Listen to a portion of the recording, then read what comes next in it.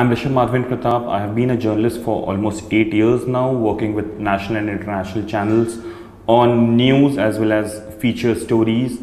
And right now, as we are talking, I am indulged in work with CNN International for news and channels like Nat Geo and Discovery for documentaries on the day-to-day topics, especially on COVID-19.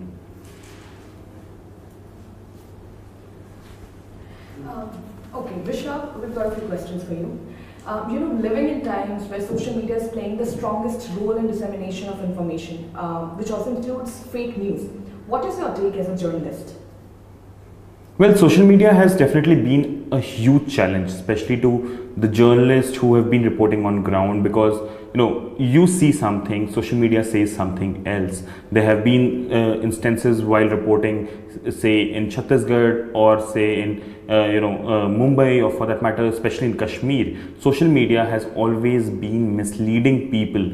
There are unauthentic information coming in, and that goes viral. These information go viral within seconds, and then it's very, very difficult for us to actually get the actual news to reach people, because they have already consumed stuff on social media. Especially WhatsApp groups have become a huge challenge for us. Many a times even the desk comes back to us that this is what is being talked about in social media, but your report says otherwise. So that is definitely a big challenge. And social media, the unauthentic information coming out, and especially the fake news, as the word has become very popular now, has been a huge challenge for reporters on ground, because at times you come up with a report, your seniors who might not be on the field and look at social media will come back to you with questions that you aren't prepared about, because those things never happened to you, or as per you that should not have happened, or people should have not known such things, which are A, without facts, and B, without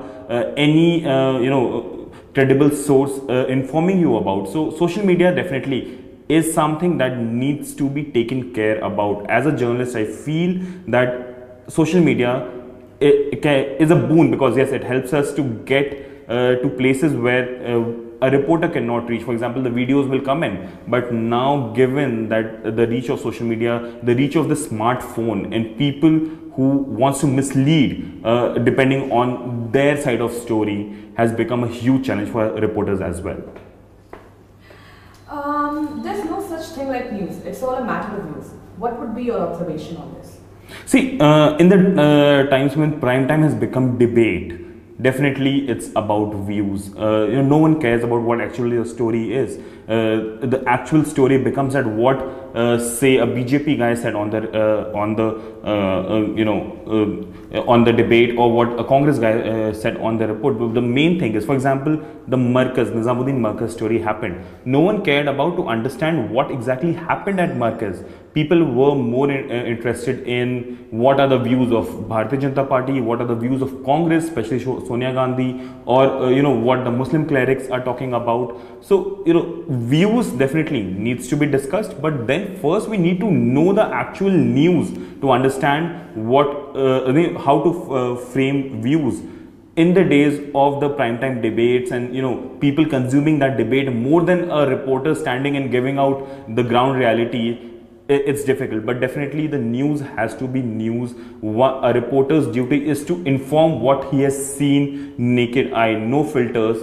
But then definitely when you say that there is nothing called news and it's all about views, definitely as a reporter, when you stand somewhere, you see things, you create your own views about that, but it should never come in while you are reporting something, your view should be left back home. You shouldn't be carrying it on ground, because that will definitely affect your reporting on ground.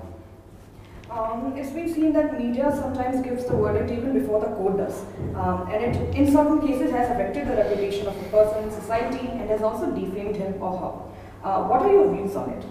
Definitely. See, there are things that happens on media, and media has been accused, and rightly accused, of jumping the guns without even knowing that what exactly happened. People jump to a conclusion that this person was wrong or that person was wrong. And many a times, nowadays the biggest problem is that the cut and paste videos that we see, A 10-second video is enough to, degrade any person.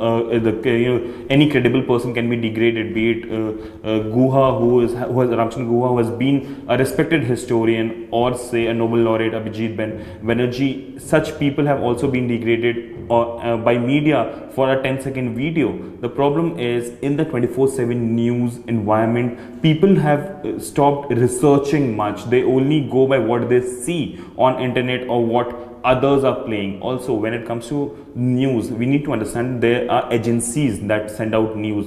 News channels have stopped having reporters in cities. Hardly any news channel have stringers or reporters of their own in a small town or a small village. And that's the reason when you get news from one agency, you get only that version of story. You do not have your own reporter to find out what exactly happened, and that leads to these judgments coming out from senior anchors on primetime television, and that has actually dented the Indian media and its credibility, because many a times, say a month later or 2 months later, the actual story comes out, and then we get to know that whatever was talked on in primetime television was completely farce. And but by then the credibility of the person has been degraded, and the credibility of the media houses are also questioned then. What are the challenges of health reporting experienced by journalists in these times, and how can we make journalism students and aspiring journalists be ready for such challenges?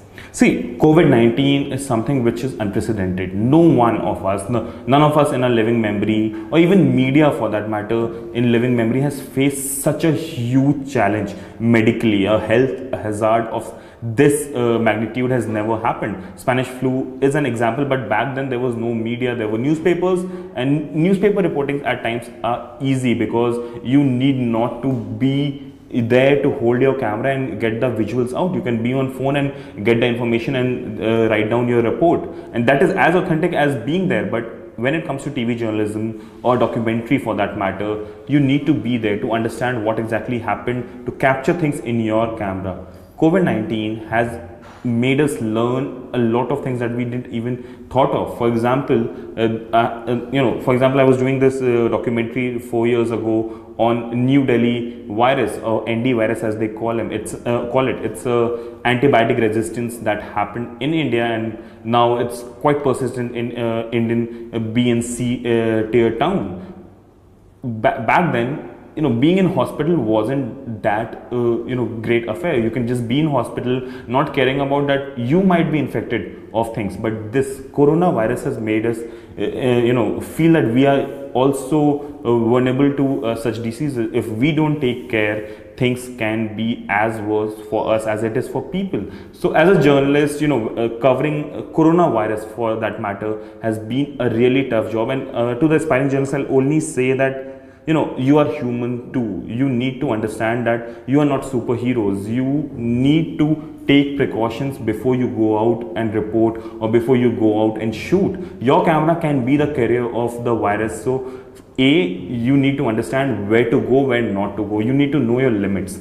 It's always good to go beyond your limit to report things, but when it comes to such things, such health hazards, you need to know your limit, that this line should not be crossed, and you have to understand, and it won't come from within that I have to stop here. You need to talk to people before actually being the adventurous guy on a road. You need to talk to people to understand, and in this case exactly, you need to adhere to what doctors say. This is the first time I believe in 8 years where I'm adhering to the subject that I'm covering. If a doctor say do not cross this gate, I won't cross this gate, because I understand that this person who is telling me knows much more about the hazard than me. So definitely this has taught us to be more cautious.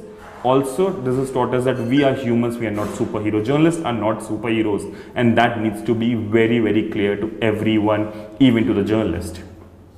So, what valuable advice would you like to give to students of journalism on reporting authentic news amidst the noise of popular journalism?